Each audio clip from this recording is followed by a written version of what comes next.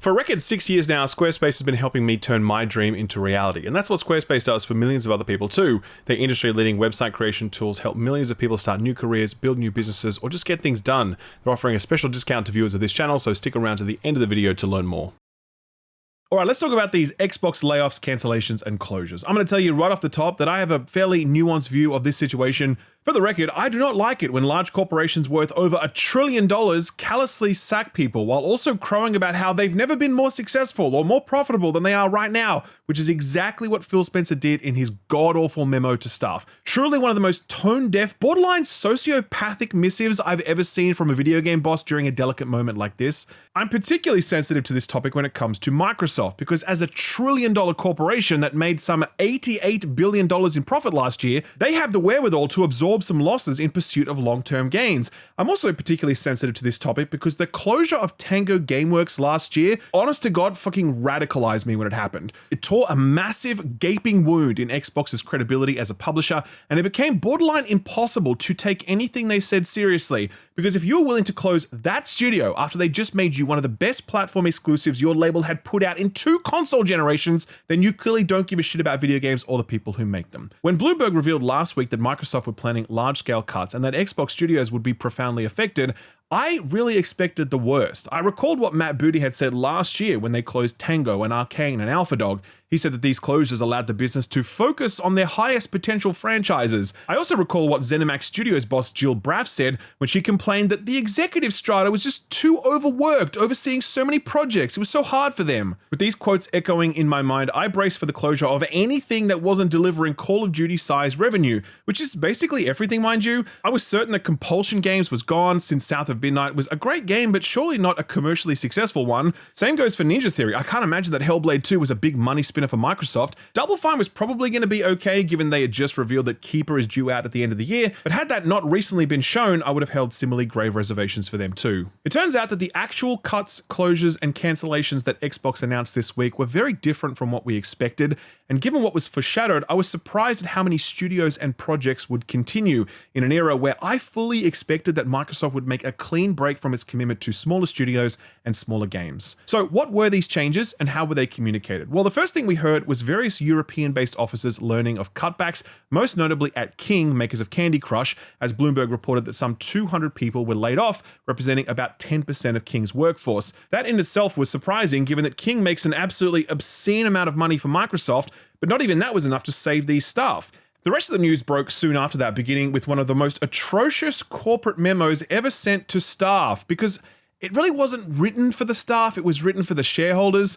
Here's Phil Spencer in his own words, quote, "Today we are sharing decisions that will impact colleagues across our organization. To position gaming for enduring success and allow us to focus on strategic growth areas, we will end or decrease work in certain areas of the business and follow Microsoft's lead in removing layers of management to increase agility and effectiveness. I recognize that these changes come at a time when we have more players, games, and gaming hours than ever before. Our platform, hardware, and game roadmap have never looked stronger. The success we're seeing currently is based on tough decisions we made previously. We must make choices now for continued success in future years, and a key part of that strategy is the discipline to prioritize the strongest opportunities. We will protect what is thriving and concentrate effort on areas with the greatest potential while delivering on the expectations the company has for our business. This focused approach means we can deliver exceptional games and experiences for players and generations to come. Prioritizing our opportunities is essential, but that does not lessen the significance of this moment. Simply put, we would not be where we are today without the time, energy, and creativity of those whose roles are impacted. These decisions are not a reflection of the talent, creativity, and dedication of the people involved. Our momentum is not accidental, it is the result of years of dedicated effort from our teams," end quote. Quite a remarkable read, to be honest. In this moment when thousands of people are about to lose their jobs and maybe have to move back in with their parents, or have to move to a new city and have their kids change schools, is that really the moment when you need to be like, actually, we're totally fucking crushing it right now, things have never been better, and it's all thanks to you, the people we're about to fire? Like, fucking hell, Phil. Jesus Christ, how on earth could you think that those words were the right ones? But unfortunately, they probably were the right ones for the intended audience. Microsoft boss Satya Nadella and Microsoft's hedge fund shareholders, all of whom don't give a shit that people are about to be laid off, they just want to project to the market that the Xbox business is strong and growing and things have never been better. That is how these words make it into this email, and the fact that they were included at all shows that when it comes to comms like this, the bottom line comes first. We'd soon get a follow-up note from Xbox's head of studios, Matt Booty, and he outlined a number of the substantive changes to Microsoft's portfolio. Quote, "We have made the decision to stop development of Perfect Dark and Everwild, as well as wind down several unannounced projects across our portfolio. As part of this, we are closing one of our studios, The Initiative. These decisions, along with other changes across our teams, reflect a broader effort to adjust priorities and focus resources to set up our teams for greater success within a changing industry landscape. We do not make these choices lightly, as each project and team represent years of effort, imagination, and commitment," end quote. Okay, so let's dig into these changes. First up, Perfect Dark, the long in development revival of the classic rare shooter from the 64 era. This was announced a number of years ago with a cinematic reveal trailer, along with the announcement that Microsoft had formed a new studio to make it. The Initiative was revealed as the world's first quadruple A studio, though that does appear to have been a typo, and it was a star-studded lineup of industry veterans who would then go on to leave the studio months or years after it was formed. It got so bad that Microsoft brought in Crystal Dynamics to buttress the team, and some reporting suggested that Crystal Dynamics had basically taken over the project at some point since the Initiative was a total mess. Fast forward to last year during the Xbox showcase, and we saw a gameplay reveal trailer. There were reports from Kotaku that this trailer was basically fake, but a former level designer who worked on the game said that it was basically real, it was playable. It did have some fake stuff in it, as gameplay reveal trailers often do, but it was a genuine representative of where the game was at that point, which is to say that it wasn't very far along. Many are angry that Microsoft have cancelled this game and closed these studios, but I'm going to be real with you. Microsoft's biggest sustained failure over the last two console generations has been portfolio management, the inability to properly assign projects and stage gate them and ensure they ship on time and to budget. In a recent video from Laura Fryer, a former senior leader on the original Xbox team, she asserts that Microsoft has completely lost the ability to ship large games at scale.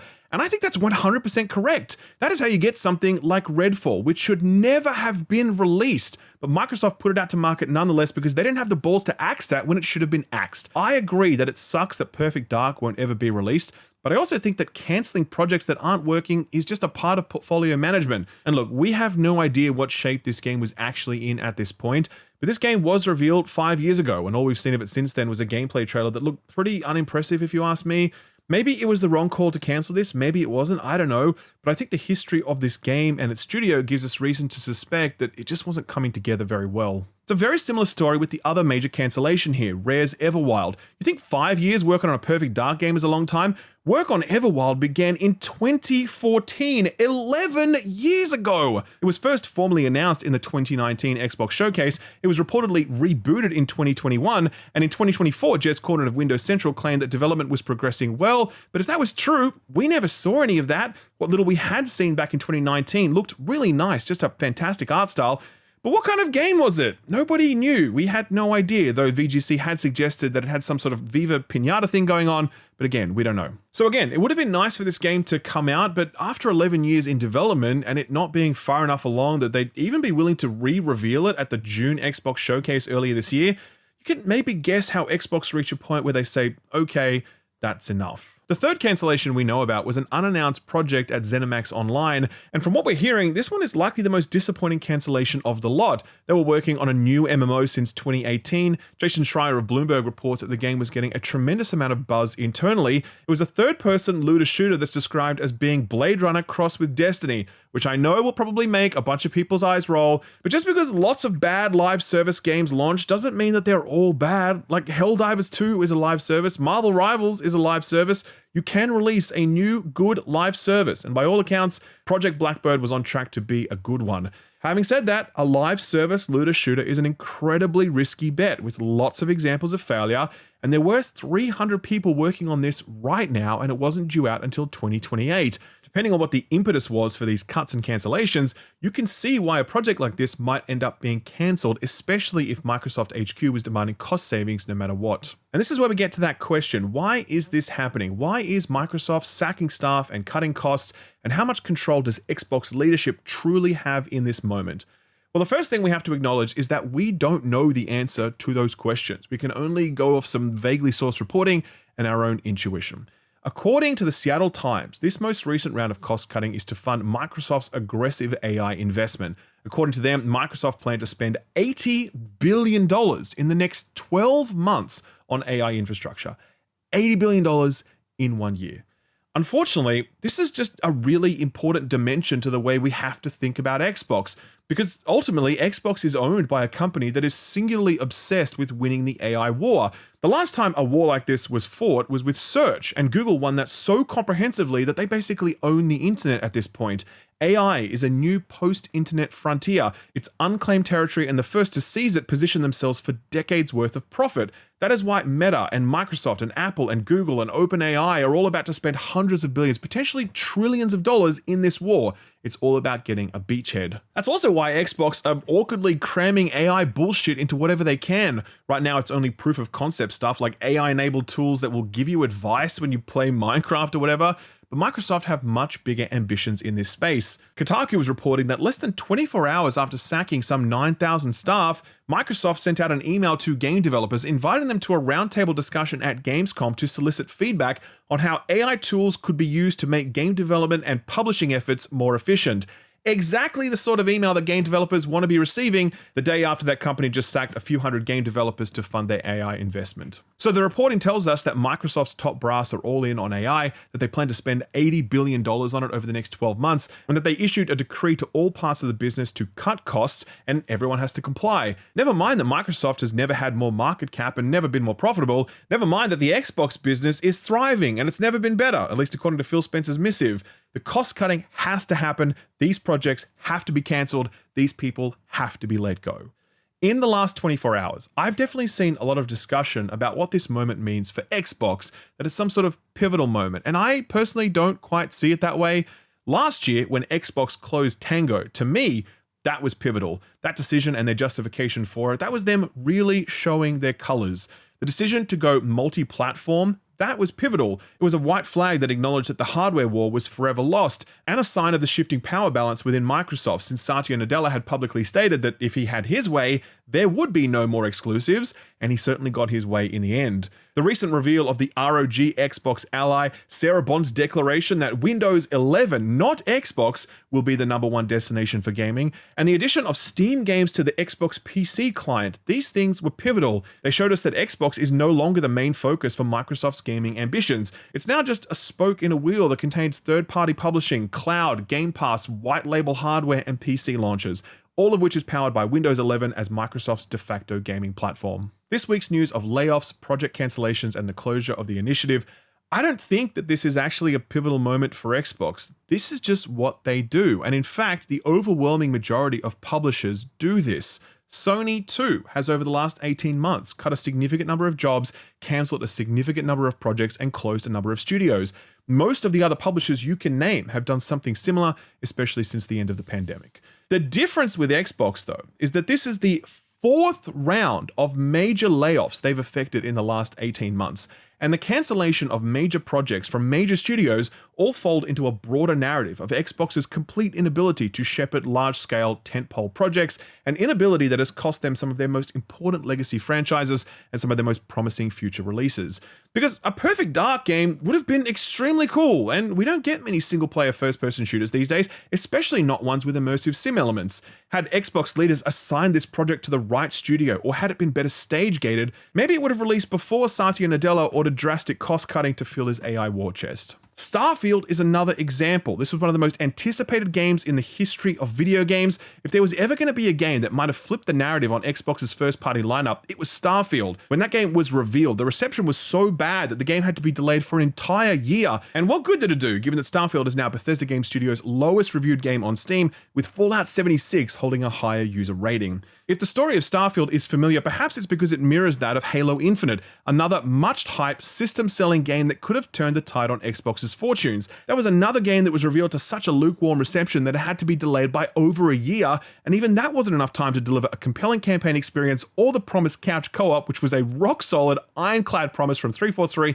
before they reneged on it. Oh, and mind you, the Halo woes are still ongoing. Engadget is reporting that one Halo Studios employee spoke to them anonymously and said of one of their in-development projects, quote, "I don't think anybody is really happy about the quality of the product right now. There's been a lot of tension and pep talks trying to rally folks to ship," end quote. Hell, before Halo Infinite, we had Gears 5 as a Series X launch window title, and that did not go over well with the Gears community, to the point where the Coalition have given up trying to conclude that story saga and instead moved over to a prequel. Then, of course, there was Sea of Thieves, which launched in an absolutely diabolical state in 2020, requiring years more post-launch development until it finally found its sea legs. Now, I don't want to gloss over the many successful launches that Xbox has had during this time. Psychonauts 2, absolutely an all-timer. Forza Horizon, a fantastic series that continues to go from strength to strength. Pentiment and Grounded from Obsidian, and even though Avowed was less universally adored, plenty of people still loved it. Indiana Jones, total banger. Doom the Dark Ages, again, a little divisive, but unquestionably a high-quality title no matter how much you do or do not vibe with its gameplay. So all of that is true, but it doesn't change the fact that in enough of these critical moments, Xbox's leadership were not able to properly manage their most essential franchises, which leads us to the current state of Xbox, where its hardware is largely irrelevant, where their games are fully multi-platform, where the handheld they're about to release is basically a white label product being manufactured by ASUS, and where the next Xbox is probably going to be a PC, allowing you to buy games on Steam if you want to. In a world like that, what does the term Xbox even mean? What is Xbox without the box? Not a lot, I think. I don't precisely know what led Microsoft to affect cuts or how much say Xbox leaders actually had in them, so I'm reluctant to assign blame. However, it is clear that had these projects been better assigned, stage-gated, and led, that these games might have already been released by now, and had they been successful, maybe they'd have put these teams in a stronger position where they might be better insulated from whatever cost-cutting initiatives come down from up on high. For us as players, there's a handful of games that we're never going to be able to play now, and that's a shame. But it really does feel like disappointment is what we've come to expect from Xbox over the past 2 console generations. And just as it might be fair for Xbox leaders to look at a struggling in-development game that's failed to gain ground despite a decade's worth of development time and say, that's enough, I think it's fair for us to look at the current triumvirate of Xbox leadership and say, that's enough. I know some will point to Xbox's increased revenue and say that actually the team's doing a really good job, but the revenue growth is not organic. Microsoft bought Activision Blizzard King for $70 billion. If you let me buy an asset for $70 billion, I too could point to increased earnings on the back of that asset. But has Microsoft really done anything to enhance the value of what comes out of Activision or Blizzard or King? I can't think of anything. All I can think of is them canceling that Blizzard survival game and firing a bunch of workers. People might also point to the success of Game Pass, and sure, that's making money and had a healthy year of growth thanks to putting Call of Duty on there, but I think that Game Pass is a case of short-term gain in exchange for long-term pain. I don't think its dynamics will be truly additive to Microsoft over the long term, and I definitely think it's done a huge amount of damage to the buying habits of Xbox fans. We've personally spoken to a number of developers who have said that unless you plan to bring your game to Game Pass, there's basically no point in porting your game to Xbox. That cannot be good for the long-term health of the Xbox platform, and perhaps the reason that Xbox are planning to let us buy Steam games on future Xbox hardware is because they know that no one plans to buy stuff from Microsoft anyway. There is, however, one part of Xbox's strategy that I want to give full credit to, and I hope remains, come what may. Their commitment to smaller studios and smaller games. And I know that sounds really tin-eared at this moment, but hear me out. Phil Spencer's tenure will be defined by 2 moments. The first is 2018. That is when he announced that Microsoft had acquired Double Fine and Ninja Theory and In Exile and Compulsion and Undead Labs and Obsidian. That was Phil Spencer's finest hour because it was him saying to the world, yes, we need Halo and Forza and Gears, but we also need these other games too. We need to support smaller studios not because it'll make us billions of dollars, but because the gaming ecosystem is a rich tapestry, and if you only play to the big end, you'll only attract a certain type of consumer. Phil had a vision for Xbox that fostered indie and AA talent, and he was willing to put his money where his mouth was. The other defining moment in Phil Spencer's leadership was, ironically enough, almost diametrically opposed to that first moment. It was the acquisition of Activision Blizzard King, a move that would impose all new cost pressures on the rest of Xbox and forever warp their view of what constitutes a worthwhile return. Because when you own Call of Duty, how much do you really care about a little game being put out by Compulsion or Double Fine? Remembering what Xbox did to Tango last year and what they said when they were doing it, my biggest fear for this round of layoffs was that Microsoft would knock down what Phil had built back in 2018, fully committing themselves to the villain arc that most major publishers have come out the other side of in this modern era, the one where they completely step back from smaller releases and focus exclusively on their mega hits. I was very relieved to see that Compulsion and Double Fine and Ninja Theory and Undead Labs and Obsidian will all continue to exist. But I do wonder if this reprieve is just temporary as Microsoft continues its Borg-like assimilation of the Xbox brand, until Windows 11 is indeed the #1 destination for gaming, as Sarah Bond ominously foreshadowed just a few weeks ago. I don't think Xbox's leaders have been good stewards of their larger franchises and projects, but I do think, Tango aside, that they have made good on their promise to those smaller studios. And I don't think we would have ever got Pentiment or Grounded or Hellblade 2 were it not for that commitment. And investment in studios like In Exile lets us look forward to stuff like Clockwork Revolution, which honestly is the most promising thing on Xbox's docket right now. I know it's kind of weird to give them credit for anything in this moment, but I think that if we don't, then they're just going to go, fuck it. We're getting bad press no matter what, so shut them down. I noticed that Microsoft kept these studios alive, and I want them to continue doing that. And I hope that they will, but as Xbox continues its confusing metamorphosis into a third-party publisher that also dabbles in hardware and cloud streaming, I don't think we can really count on much. 18 months ago, Xbox was still a first-party exclusive publisher, and last week, they added Steam games to the Xbox PC launcher. It's all changing so fast and very little of it seems good. This moment in Xbox's history is disappointing, but I think there have been plenty of worse moments in Xbox's history. Personally, my takeaway from this moment is not the shock of closures and cancellations and layoffs. It's more about me recognizing that I'm not shocked, because this is just what we've come to expect from Xbox over the years. And while I don't know how much actual control or agency Xbox leadership had in this round of cutbacks, I do know that they've had 2 generations where they might have been able to fortify their studios, franchises, and people against these sorts of disruptions and incursions, and they haven't done that. They've had 2 generations with which to build a coalition of fans with enough trust and goodwill in the tank to endure troubling times. And where before the loyal Xbox army was an imposingly present force, it seems to have all but vacated the field at this point. We talk about games being stuck in development hell. Well, it seems like Xbox is stuck in leadership hell. And I think it's time to turn the page and see if some fresh faces can't do a better job of it. One question I often get is how to break into the world of content creation. There are a lot of ways to do it, of course: streaming, community building, YouTube, games media, many ways to cut your teeth. Obviously, my stuff eventually ends up on YouTube, but what if YouTube wasn't the right fit for you? What if you wanted to build your own independent gaming outlet or blog, allowing you to talk about games how you like, building a portfolio of work as you did so that you could one day leverage into different opportunities? Well, if you're just starting out, then can I suggest this video sponsor, Squarespace. Squarespace lets you build professional-looking websites in minutes. You just select from their extensive list of pre-built templates, customize those templates to your desire, and boom, you're in business. If you can handle formatting a Word document or a PowerPoint slide, then you are already well and truly equipped to make a fantastic looking website through Squarespace. Once it's done and your content starts going up, Squarespace has all sorts of back-end tools to help you grow your site. Detailed analytics tools showcase what your audience is clicking on, and SEO tools and social media integration make it easier for your audience to find you. Recently, Squarespace took things to a whole new level. Their all-new design intelligence framework leverages their 2 decades of experience in website creation to give you even more tools to shape the website of your dreams, helping you with things like copywriting, tone of voice, product descriptions, and more. It's an easy-to-use end-to-end solution that could be the start of your content creation journey if the written word is something that interests you. If it is and you want to get started, then visit squarespace.com to start building your website through their free trial. And if you want to get serious, use offer code SKILLUP to get 10% off your purchase of a domain name. Thanks Squarespace for sponsoring the video, and thank you for watching it.